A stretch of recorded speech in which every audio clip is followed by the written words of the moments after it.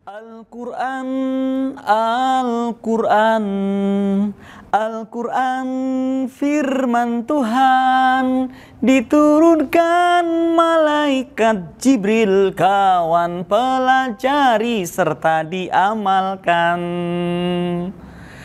Assalamualaikum warahmatullahi wabarakatuh. Hamdan wa syukron lillah, salatan wa salaman ila rasulillah. Asyhadu alla ilaha illallah wahdahu la syarikalah wa asyhadu anna Muhammadan abduhu wa rasuluhu la nabiyya ba'dah. Adik-adik yang saya cintai, keluarga besar serta Al-Aqsa yang dimuliakan Allah, apa kabarnya? Semoga baik, sehat selalu, puasanya penuh ya. Dan hari ini kakak akan menyampaikan sebuah kisah untuk mendampingi puasa dan aktivitas Ramadan dan lainnya ya, tentang kisah turunnya Al-Quran. Kebetulan hari ini bertepatan dengan tanggal 10 Mei 2020 dan tanggal 17 Ramadan 1441 Hijriyah. Berarti bertepatan dengan peristiwa Nuzulul Quran, peristiwa turunnya Al-Quran yang kita muliakan. Nah, adik-adik simak baik-baik, duduk yang rapi sambil mendengarkan, boleh sambil mengecek apakah benar kisahnya atau tidak. Nanti boleh tanya orang tuanya atau kakak atau om tantanya. Siapa tahu ada yang salah ya dongeng Kak Imo nanti ya. Oh, siapa tahu ada yang salah kisahnya. Bukan dongeng, ini mah bukan dongeng tapi kisah. Kisah yang ada dalam sejarah kita. Nah, Masya Allah, kita mulai dari sebuah puncak bukit puncak gunung bernama Jabal Nur. Ada seorang laki-laki yang istimewa bernama Muhammad Al-Amin, pria yang sangat dicintai masyarakat Mekah, khususnya suku Quraisy, khususnya Bani Hashim. Laki-laki yang gagah, tinggi, wajahnya binar putih mutiara, jenggotnya rapi, rambut ikal sebahu, matanya binar, santun, badannya gagah, suka menolong dan paling lembut hatinya. Namanya Muhammad, sebutannya adalah Al-Amin, gelarnya adalah Al-Amin, orang yang dapat dipercaya. Nah, bahkan terpercaya di kalangan masyarakat mereka. Muhammad Al-Amin hatinya sangat prihatin. Kenapa prihatin Kak Bima? Sangat prihatin melihat keadaan masyarakatnya. Bagaimana nggak prihatin? Masyarakatnya masih jahiliyah, masih berada pada zaman kebodohan. Di atas puncak bukit, ia berpikir, tahanus tafakur, mencari cara bagaimana masyarakatnya bisa menjadi bangsa yang beradab, bangsa yang lebih santun, bangsa yang memuliakan kemanusiaan dan kehidupan yang mulia di hadapan Allah SWT Sang Maha Pencipta. Akar masalahnya karena apa? Salah keyakinan. Karena salah keyakinan, salah cara hidupnya. Ini orang-orang jahiliyah. Nah, teman-teman semuanya, bagaimana bodohnya mereka? Hobinya berperang. Saling bunuh antar suku satu dengan yang lainnya. Tidak pedulikan penderitaan anak-anak, perempuan, dan suku-suku yang dapat dikalahkan. Hiya! Teng! Teng! Seram! Mereka saling bunuh. Dan kalau menang mereka kemudian mabuk-mabukan, menjara, menjadikan anak-anak, perempuan, laki-laki sebagai budak, bekerja pagi siang malam tanpa bayaran karena diperbudak mereka.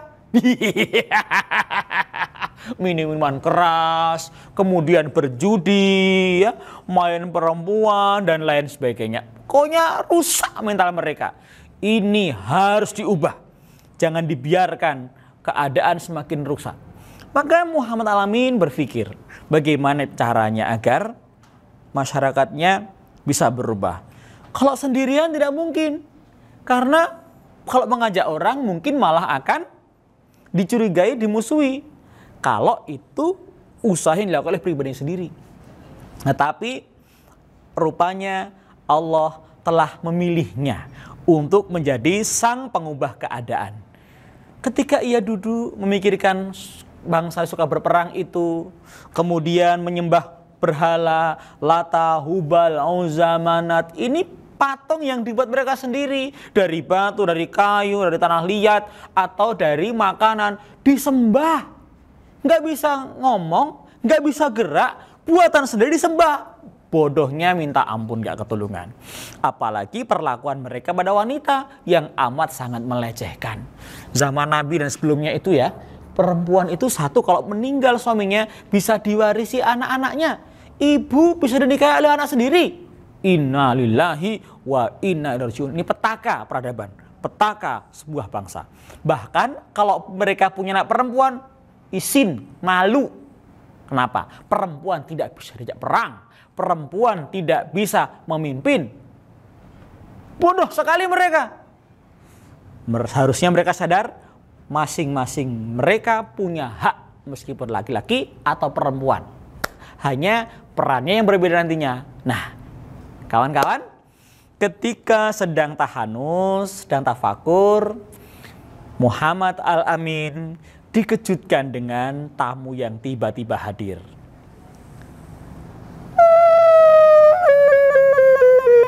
Tamu yang datang dari atas langit, melewati langit-langit yang sangat luas itu dengan sangat cepat. Badannya terbuat dari cahaya, penciptanya dari cahaya, sayapnya 600. Dia adalah pemimpin para malaikat, Jibril alaihissalam namanya. Pasti membuat Nabi Muhammad tiba-tiba kaget. Kenapa? Ya, datanya nggak digaduga-duga. Tiba-tiba laki-laki perkasa itu, laki-laki tampan dan bersih itu sudah berdiri di hadapannya, berdiri di depan gua. Gua namanya Gua Hira yang tidak begitu luas. Mungkin hanya 2 kali 3 meter saja. Kemudian masuk ke dalamnya menyapa Muhammad Sallallahu Alaihi Wasallam. Kira-kira kalau kalian tiba-tiba ketemu dengan malaikat, takut nggak?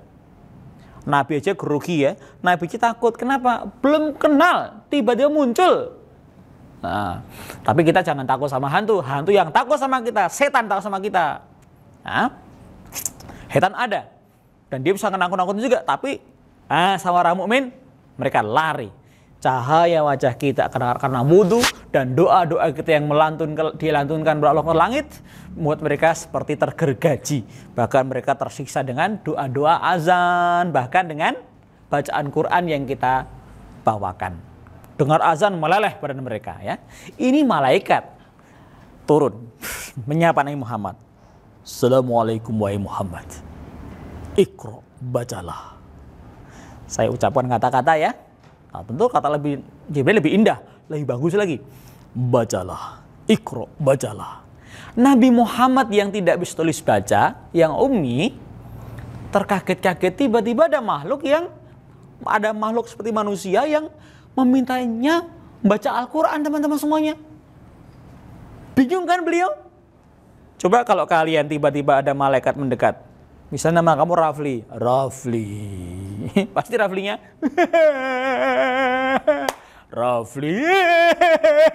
Rafli ya. Bisa lari entah kemana ya. Karena ketakutan. Teriak-teriak satu RT kumpul semuanya itu. Nah, Nabi Muhammad mengatakan. Ya, Muhammad Al-Amin mengatakan. Ma'ana biqori. Aku tidak bisa baca.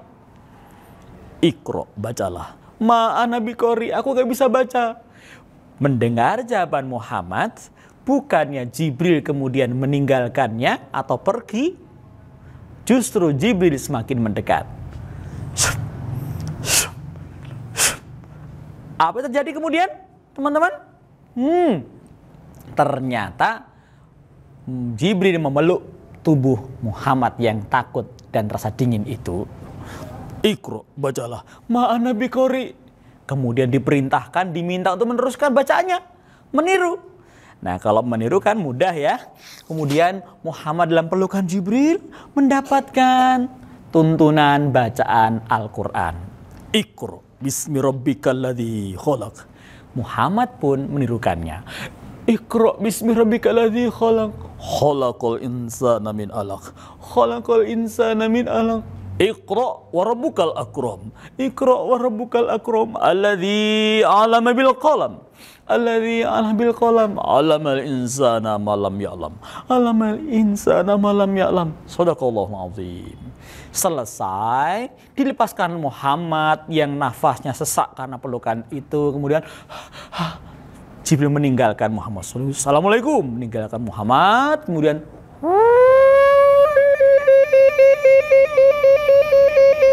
melintasi lapisan-lapisan langit kembali ke hadirat Allah Subhanahu wa ta'ala. Telah melaksanakan tugas dengan sempurna. Nah, hari itu tanggal 17 Ramadan menurut para alim ulama diturunkannya Al-Qur'an. Al-Quran diturunkan kepada Muhammad Al-Amin melalui malaikat Jibril menjadi rahmat semesta alam. Kemudian Nabi Muhammad pun keluar dari gua. Ia mengambil kain berisi perbekalan. Kemudian ia turun meniti batu-batu. Dan di antara sela batu-batu itu ada pasir-pasir yang runcing. Waktu itu belum ada tangga. Kalau sekarang saja naik dengan tangga 1,5 jam. Paling cepat 1 jam bagi yang muda dan gagah kuat. Tapi zaman dulu nggak ada tangga-tangga itu. Jadi bisa dibayangkan karena takut terburu-buru mungkin saja Nabi kita mengalami luka karena tergores batu-batu tadi. Mungkin jatuh, wallahu alam. Kita tidak tahu. Tapi yang jelas sampai di bawah, sampai di kampung bawah, ia mengambil tunggangannya dan kembali pulang ke arah kota Mekah. Setelah pulang dalam keadaan gemetar, ia kemudian mengetuk pintu rumahnya. Assalamualaikum ya Khadijah. Ya Khadijah.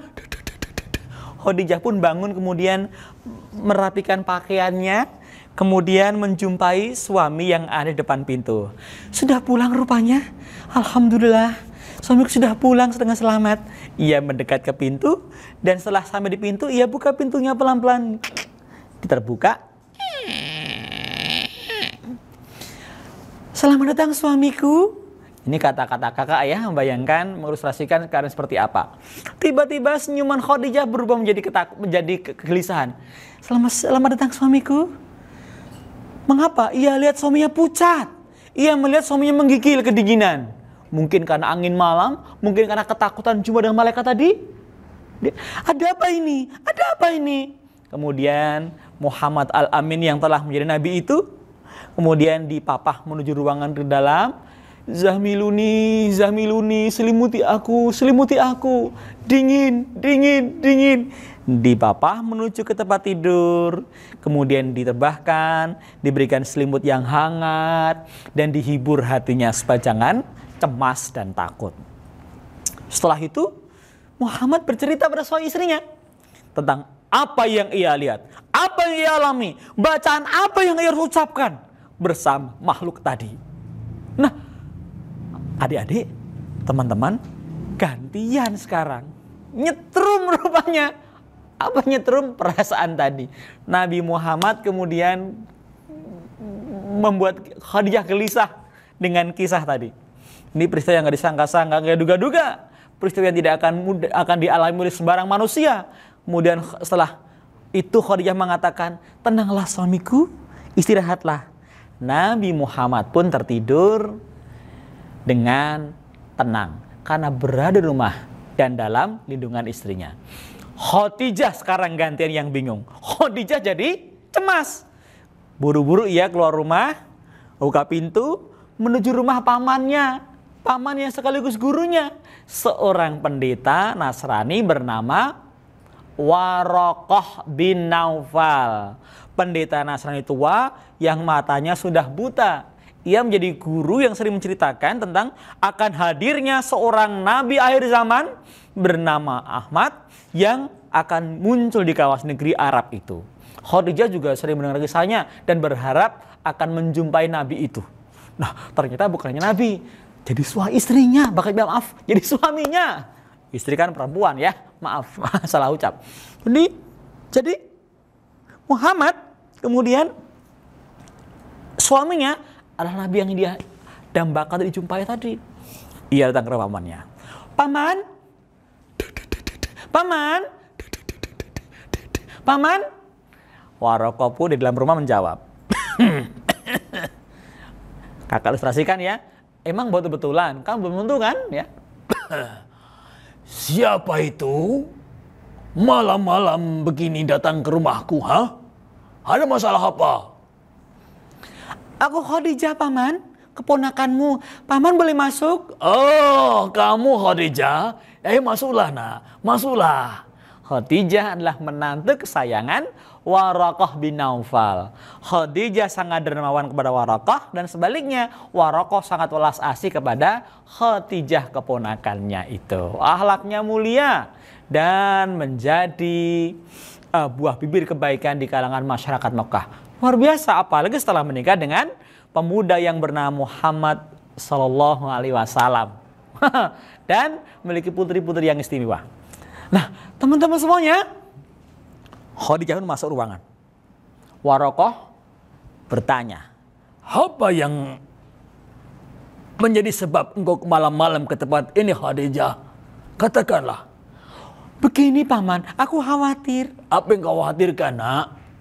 Khadijah pun menyampaikan cerita dari awal kebiasaan Muhammad yang suka tafakur tahanus di Gua Hira sehingga peristiwa semalam di mana Nabi Muhammad berjumpa dengan makhluk aneh yang mengajarkan beberapa kalimat, beberapa kata-kata. Hah? Lalu setelah itu? Oh, iya. Baiklah. Khadijah jadi bingung. Kenapa malah senang? Sepertinya paman terhibur sekali. Khadijah. Kemudian Waraqah mulai dengan penjelasannya. Hadza Namus. Namus? Siapa itu? Namus adalah utusan Allah yang menjumpai Musa di Tur Sina. Malam ini suami Muhammadlah yang benar-benar diangkat sebagai nabi akhir zaman. Sebagaimana dugaanku akan kebiasaannya menyambung silaturahim, sangat welas adil dan suka berderma. Laki-laki ini, suamimu itu adalah nabi yang sering aku ceritakan padamu, nak. Jadi suamiku ya Nabi? Benar. Itu malaikat Jibril? Benar, Khadijah. Alhamdulillah, jadi suamiku adalah nabi itu. Andai saja aku masih muda, badanku sehat dan gagah kuat, dan mataku tidak buta. Ya Allah, kenapa paman? Akan kubela keponakanku Muhammad itu ketika diusir, fitnah dicerca oleh orang-orang Quraisy ini.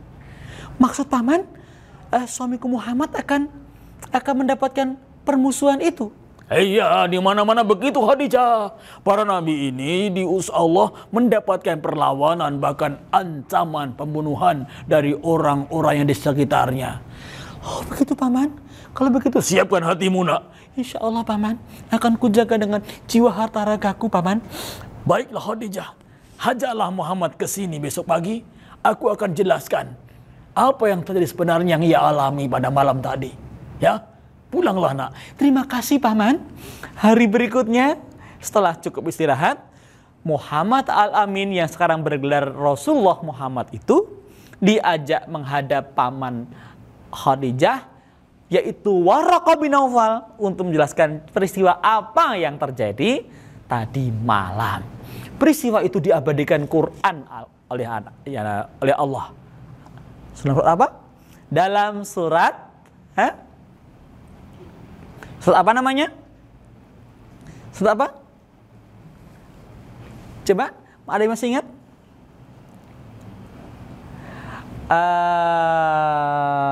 Iya, bukan? Lagi? Al-Lail bukan? Al-Fajr bukan? Hah? Al-Qadar. Ya, inna anzalnahu fi lailatul qadar. Lailatul qadar khairun min alfi syahr. Tanazzal malaikatu wa ruhu fiha bi'idzni rabbihim bil amr salamun hiya hatta matla'il fajar. Jadi namanya Al-Qadar. 17 Ramadan turunnya Al-Qur'an itu disebut dengan nama Lailatul Qadar. Lailatul Qadar khairun min alfi syahr. Yang kadarnya, malam Qadar itu kadarnya lebih baik daripada 1000 bulan atau 83 tahun lamanya. Siapa yang Ramadan ini berbanyak-banyak pahala, dilipat gandakan Allah. Bukan hanya tidur, makan melulu, nonton, main gadget melulu ya, tapi melaksanakan banyak aktivitas yang bernilai kebaikan. Ya bisa sholat, tarawih, sholat wajib sudah pastikan ya. Tadarus Al-Quran hingga khatamnya. Membaca buku-buku bersejarah, buku-buku ilmu agama ya.